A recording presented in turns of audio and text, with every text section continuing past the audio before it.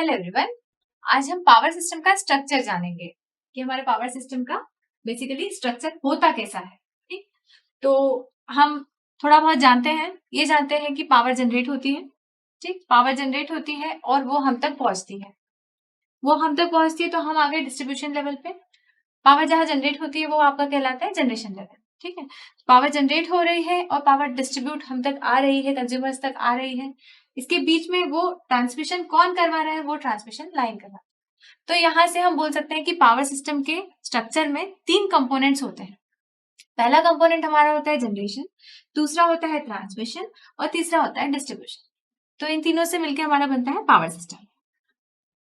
Power system में हमने कहा जो जनरेशन से ट्रांसमिशन तक जो कनेक्ट हो रहा है, जो आपको ट्रांसमिट कर रही है, वो ट्रांसमिशन लाइंस होती हैं। वो transmission lines usually bulk power का ट्रांसफर करती है। वो बल्क पावर ट्रांसफर जो होती है वो हाई वोल्टेज लेवल पे पावर ट्रांसफर करती है। तो इसका मतलब जो आपका पावर जनरेशन हो रहा है वो तो जिस लेवल पे हो रहा है, लेकिन ट्रांसमिशन जो आपका हो रहा है वो हाई वोल्टेज लेवल पे हो रहा है। लेकिन हम तक जो आता है, जो इलेक्ट्रिसिटी हमें मिलती है, वो कैसी रहती है? लो लेवल रहती है। मतलब उसका वोल्टेज क्या रहता है? कम रहता है। तो इससे थोड़ा सा आइडिया लग सकता है कि क्या क्या इन्वॉल्वमेंट कंपोनेंट्स वहां हो सकते हैं। तो हम जब जनरेट कर रहे हैं पावर को जनरेट करते हैं तो क्या होता है? पावर जनरेशन जो आपका इंडिया में यदि हम बात करते हैं तो जनरेशन लेवल होता है 11 किलो वोल्ट या 25 किलो वोल्ट पे जनरेशन होता है। देन उसका लेवल बढ़ाया जाता है क्योंकि हाई वोल्टेज ट्रांसमिशन करते हैं तो उसके बहुत सारे एडवांटेजेस होते हैं। और एडवांटेजेस को लेने के लिए हम क्या करते हैं? वोल्टेज का लेवल बढ़ाते हैं। वोल्टेज का लेवल यदि बढ़ाना है तो हमें क्या यूज करना पड़ेगा? हमें कोई मशीन यूज करनी पड़ेगी, वो होती है ट्रांसफॉर्मर। मशीन में पढ़ चुके हैं। तो हम यूज करते हैं स्टेप अप ट्रांसफॉर्मर, जो कि 11 किलो वोल्ट को या 25 किलो वोल्ट को हायर लेवल पे लेके जाता है ताकि ट्रांसमिशन हो सके। फिर हम तक पहुंचना है। इन सब के साथ में बहुत सारे कंपोनेंट्स भी जो रहते हैं सिस्टम में इन्वॉल्व होते हैं। स्विचिंग डिवाइसेस होती हैं और बहुत सारी चीजें होती हैं, वो इन्वॉल्व होती है।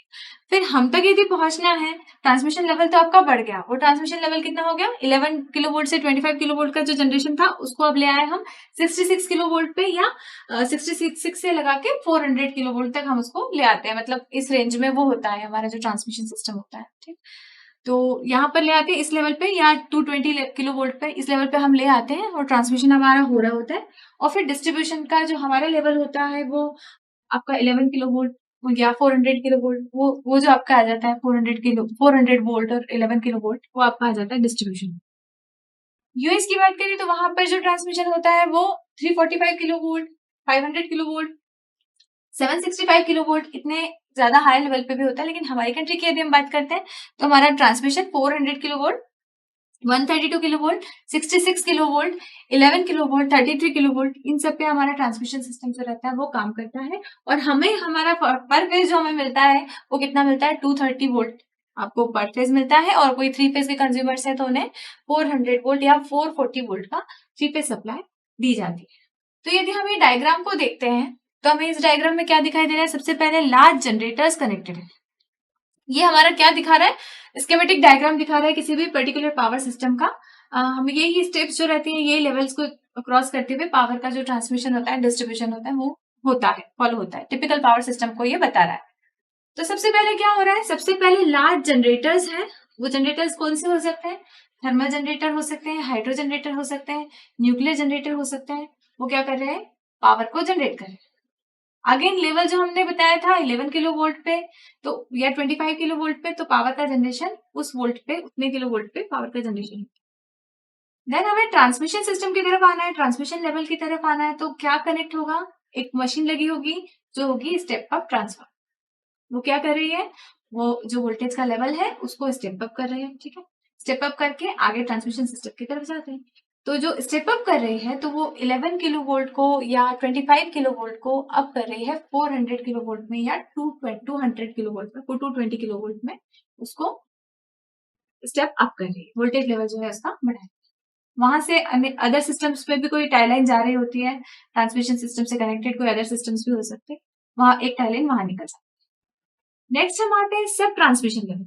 सब ट्रांसमिशन लेवल जो आपका होता है वो थोड़ा स्टेप डाउन लेवल होता है। मतलब वो इतना हाई वोल्टेज नहीं होता है, वो थोड़ा सा नीचे लेवल होता है। तो उसके लिए हमें क्या रिक्वायरमेंट होती है? उसके लिए हमें रिक्वायरमेंट होती है स्टेप डाउन ट्रांसफॉर्मर।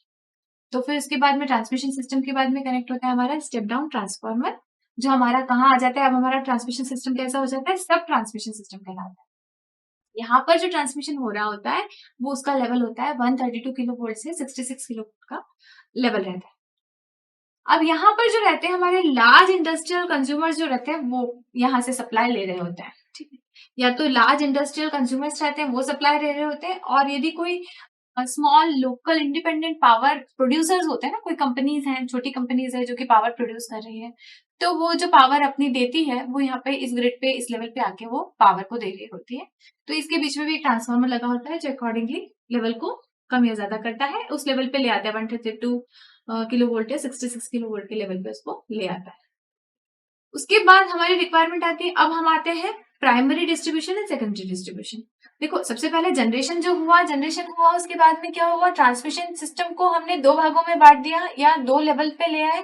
पहला होता है ट्रांसमिशन सिस्टम, दूसरा होता है सब ट्रांसमिशन सिस्टम। तो या primary transmission and secondary transmission भी उसको बोल सकते हैं। और ऐसे ही डिस्ट्रीब्यूशन की यदि हम बात करते हैं तो डिस्ट्रीब्यूशन सिस्टम को भी दो भागों में बांट सकते हैं, प्राइमरी डिस्ट्रीब्यूशन सिस्टम और सेकेंडरी डिस्ट्रीब्यूशन सिस्टम। तो अब हम सब ट्रांसमिशन से सीधा जहां स्टेप डाउन हो रहा है, हमारा स्टेप डाउन होके जो वोल्टेज हमारा लो लेवल पे आ रहा है, तो अब वो आता है प्राइमरी डिस्ट्रीब्यूशन सिस्टम में, जो कि होता है आपका 33 किलो वोल्ट और 11 किलो। ये आपका सिस्टम कैसा कहलाता है, प्राइमरी डिस्ट्रीब्यूशन सिस्टम। यहाँ पे जो मीडियम लार्ज कंज्यूमर्स रहते हैं वो कनेक्ट होते हैं। सब ट्रांसमिशन लेवल पे कौन से थे, लार्ज इंडस्ट्रियल कंज्यूमर्स जो थे वो कनेक्टेड थे। यहाँ प्राइमरी डिस्ट्रीब्यूशन सिस्टम की बात करें तो मीडियम लार्ज कंज्यूमर जो रहते हैं, मीडियम टू लार्ज कंज्यूमर जो रहते हैं वो इस लेवल पे आके कनेक्ट होते हैं। इसके अलावा कुछ स्मॉल एम्बेडेड जो जनरेटर्स होते हैं, जैसे विंड जनरेटर हो गया, सोलर जनरेटर हो गया, वो छोटे वाले जो जनरेटर्स होते हैं डेडिकेटेड डिस्ट्रीब्यूटेड जनरेशन, वो इस लेवल पे प्राइमरी डिस्ट्रीब्यूशन लेवल पे भी वो होते हैं। तो उन्हें भी यहाँ से जो है जो आपका ट्रांसफॉर्मर के थ्रू इस लेवल पे लाके कनेक्ट कर दिया जाता है, वो पावर एक्सचेंज यहाँ से हो जाता है।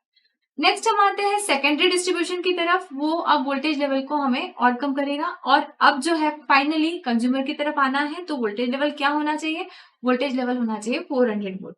जो यदि कोई थ्री फेज के कंज्यूमर्स हैं, थ्री फेज के कंज्यूमर्स उसको सीधे 400 वोल्ट लेंगे, और वहीं से फीडर्स निकलते हैं, और जो स्मॉल कंज्यूमर्स रहते हैं वो 400 वोल्ट यदि थ्री फेज के हैं तो वो लेंगे, और यदि कोई सिंगल फेज है तो 230 वोल्ट पर फेज उन्हें वहां मिल रहा है।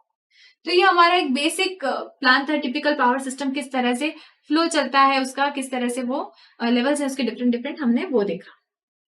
नेक्स्ट हम देखते हैं part of power system.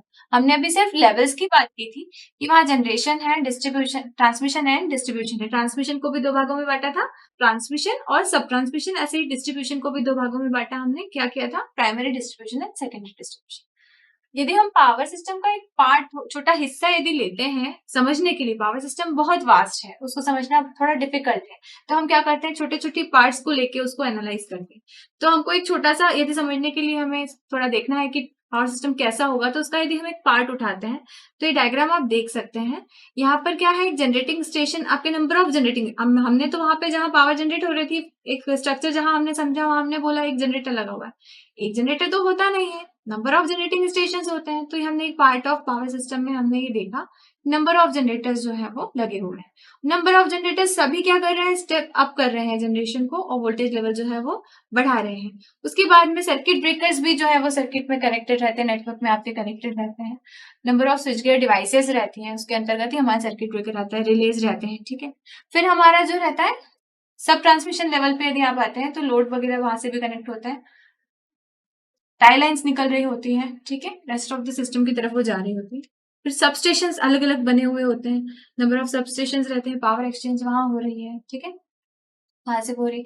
Number of step up step down transformer, आगे की तरफ हम जाते हैं तो सारे क्या होते हैं, ट्रांसमिशन के बाद के जो ट्रांसफार्मर्स लगे होते हैं वो क्या होते हैं, स्टेप डाउन ट्रांसफार्मर लगे होते हैं, ठीक है। तो स्टेप डाउन ट्रांसफार्मर्स भी लगे हुए होते हैं, ठीक है। यहाँ से आप लोड की तरफ आते हैं, और एम्बेडेड जनरेशन भी जो है वो यहाँ पर दिखाई दे रहा है डायग्राम में, ठीक। तो इस तरह का हमारा एक छोटा सिस्टम हमने देख लिया, एक छोटा पावर सिस्टम जो है वो, इसमें ये लेवल्स आपके होते हैं।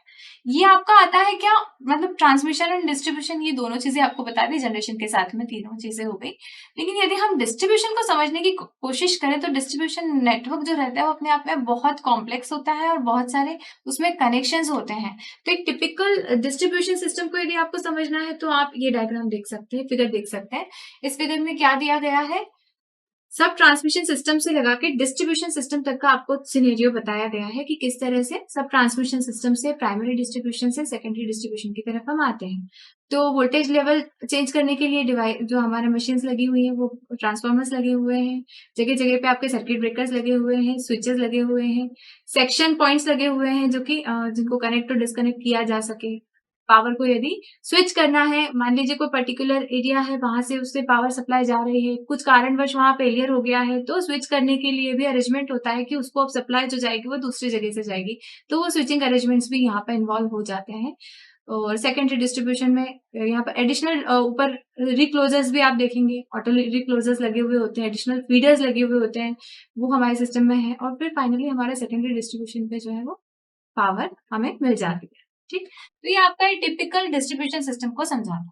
तो हमने आज थोड़ा सा स्ट्रक्चर देखा पावर सिस्टम का, किस तरह से जनरेशन से लगा के डिस्ट्रीब्यूशन तक पावर का फ्लो होता है।